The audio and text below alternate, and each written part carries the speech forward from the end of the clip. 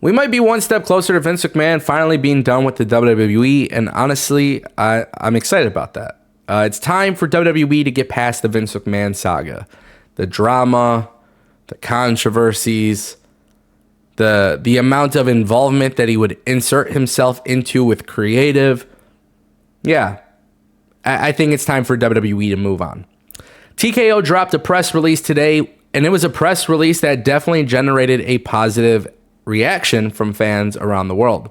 And I think this is largely due to the fact that WWE is seemingly better off without Vince. Yes, I understand that Vince McMahon it's WWE is Vince McMahon's baby. And I get that. He created this. He turned it into something massive. He changed the pro wrestling industry forever.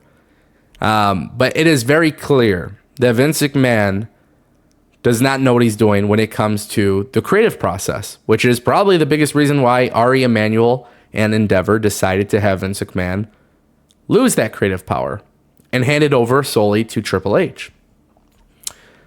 Vince McMahon had this massive business, and unfortunately, instead of leaving it with his kids, he decided, after those controversies and scandals got brought up, he decided he was going to fight for himself and get back into the business and assume power.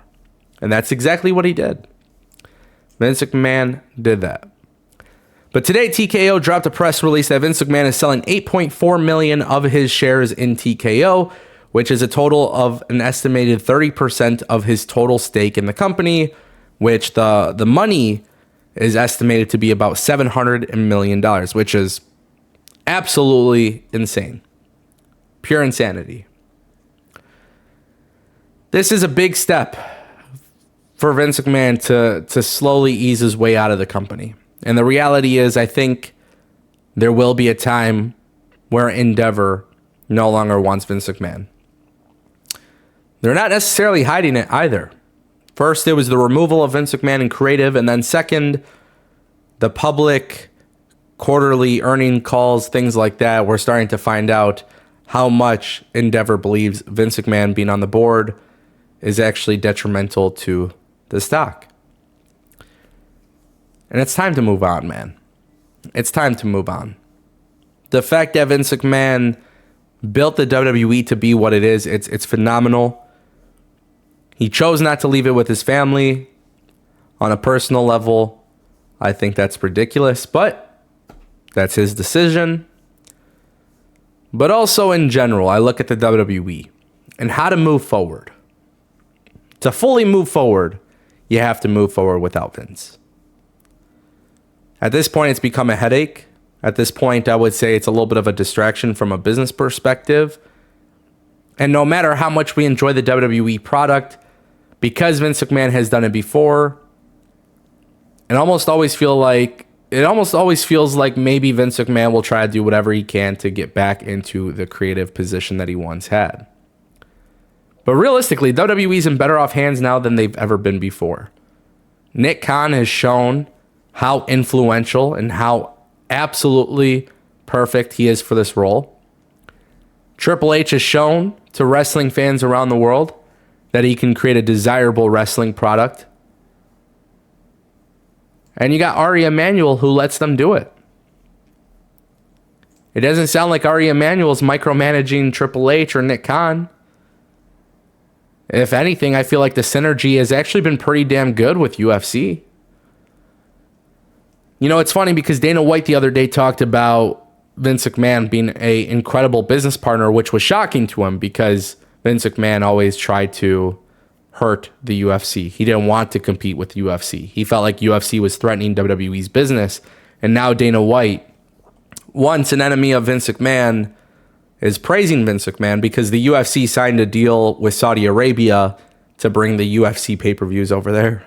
And he says that Vince McMahon just made one phone call and it was it.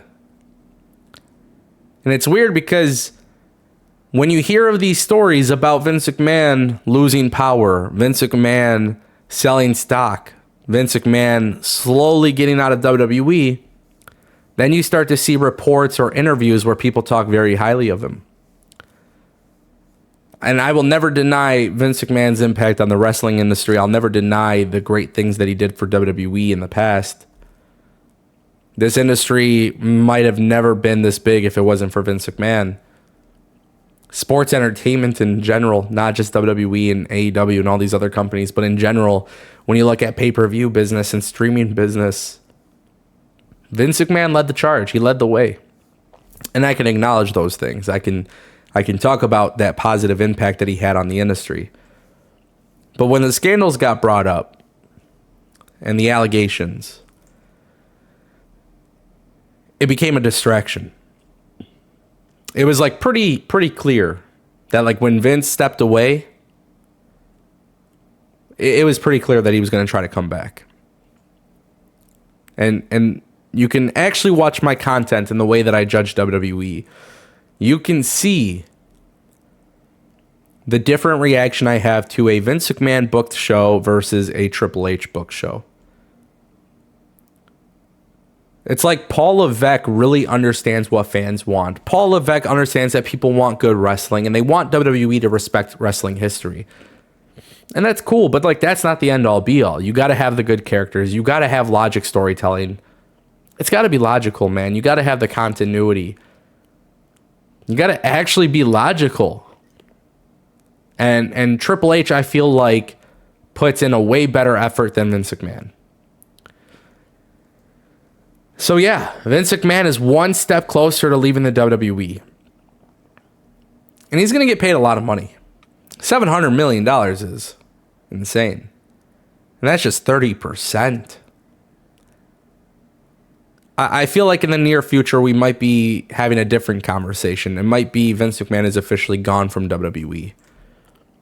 But if you're Vince McMahon, what else do you have to really do? Like, we're not talking about a small sum of money. We're talking about an absolutely insane amount of money. And you didn't leave the company with your family. You know?